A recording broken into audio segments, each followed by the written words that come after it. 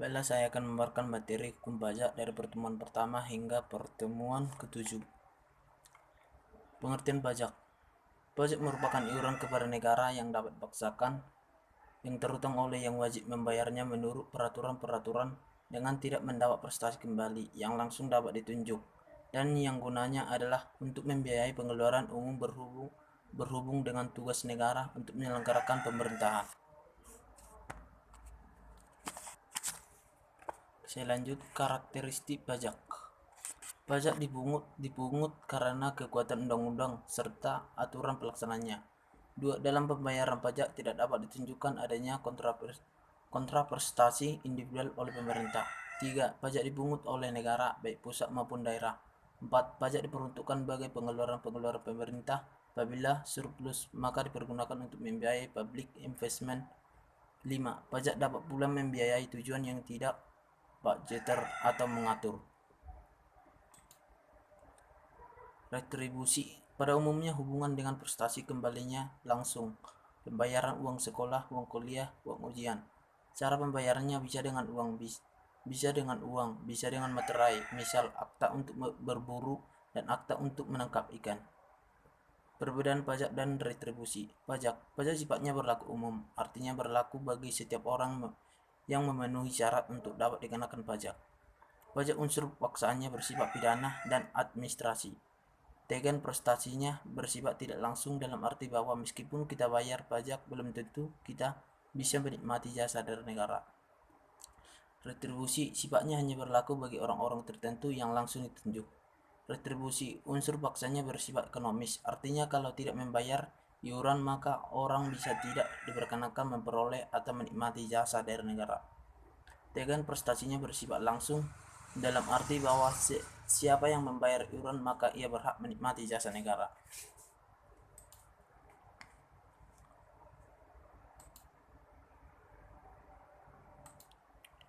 Sumbangan mengandung pikiran bahwa biaya-biaya yang dikeluarkan untuk prestasi pemerintah tertentu tidak boleh dikeluarkan dari kas umum, karena prestasi itu tidak ditunjukkan kepada penduduk seluruhnya, tetapi hanya untuk sebagian tertentu saja. Hanya golongan tertentu dari penduduk yang diwajibkan membayar sumbangan. Pungutan memperoleh sejumlah uang atau barang oleh pengusahaan publik dari rumah tangga swasta dengan menggunakan kekuasaan politik dan atau kekuasaan ekonomis yang timbul karena kekuasaan politik tersebut menurut norma-norma yang ditetapkan olehnya. Karakteristik retribusi. A. Retribusi dipungut dengan berdasarkan undang-undang dan peraturan pelaksanaannya bagi yang berlaku umum. B. Adanya prestasi berupa pembayaran dari warga masyarakat akan mendapatkan jasa timbal secara langsung yang tertuju pada individu yang membayarnya atau individual.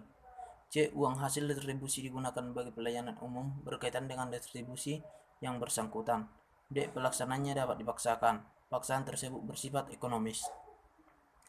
Karakteristik sumbangan. Sumbangan dipungut berdasarkan peraturan perundang-undangan yang berlaku dan mengikat secara umum. Kontraprestasi yang diperoleh tidak dirasakan pembayarannya secara individual melainkan secara kelompok. Pelaksananya dapat dipaksakan tetapi tidak bersifat ekonomis, melainkan lebih bersifat yuridis, tetapi paksaan dalam pajak lebih kuat dibandingkan pada sumbangan.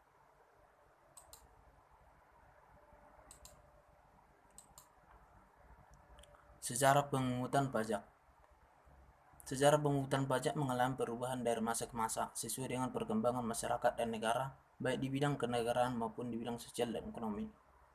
Pajak hanya merupakan pemberian sukarela oleh rakyat kepada raja dalam memelihara kepentingan negara, seperti menjaga keamanan negara terhadap serangan musuh dari luar, membuat jalan untuk umum, membiayai pegawai kerajaan, dan lain-lain.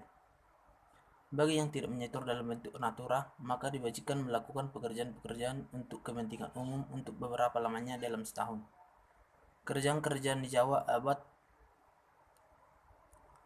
11, tenaga dari rakyat ditarik sebagai pajak oleh raja dengan istilah kerja bakti atau gotong royong.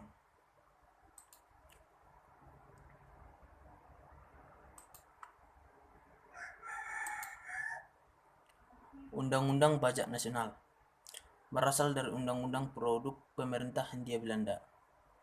Mengalami perubahan mengingat Undang-Undang Undang-Undang Dasar Sementara 1950 yang berbunyi, segala badan negara dan peraturan yang ada masih langsung berlaku selama belum diadakan yang baru menurut Undang-Undang Dasar ini. Pemerintah membentuk panitia perubahan sistem pajak terdiri dari anggota-anggota parlemen dan pejabat dari Departemen Keuangan dan dibantu oleh beberapa tenaga ahli.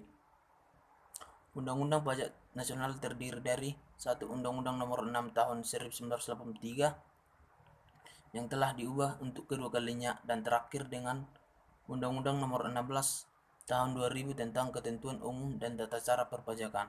Dua Undang-Undang Nomor 7 Tahun 1983 yang telah diubah untuk kedua kalinya dan terakhir dengan Undang-Undang Nomor 17 Tahun 2000 tentang PPH. 3. Undang-Undang Nomor 8 Tahun 1994 yang telah diubah untuk kedua kalinya dan terakhir dengan Undang-Undang Nomor 18 Tahun 2000 tentang pajak pertambahan nilai barang dan jasa dan pajak penjualan atas barang mewah atau PPN.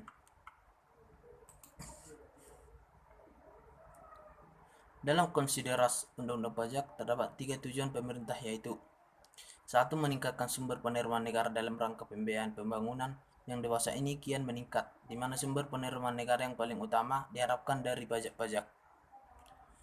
2. Menggerakkan dan meningkatkan partisipasi semua lapisan wajib pajak yang besar perannya dalam peningkatan penerimaan negara. 3. Penyederhanaan struktur pajak yang berlaku agar mudah pelaksananya dan penerapannya akan menjadi lebih adil dan merata. Tujuan penyederhanaan untuk mempermudah masyarakat mempelajarinya, memahaminya, dan mematuhinya. Prinsip-prinsip dalam sistem pemungutan pajak menurut undang-undang. 1. Pemungutan pajak berdasarkan Undang-Undang Pajak Nasional merupakan perwujudan dan pengabdian dan peran serta wajib pajak untuk secara langsung melaksanakan kewajiban perpajakan yang sangat diperlukan untuk pembiayaan negara dan pembangunan. 2. Tanggung jawab pelaksanaan pajak berada pada anggota wajib pajak sendiri. Pemerintah hanya memberikan pembinaan, penelitian, dan pelaksanaan kewajiban perpajakan tersebut.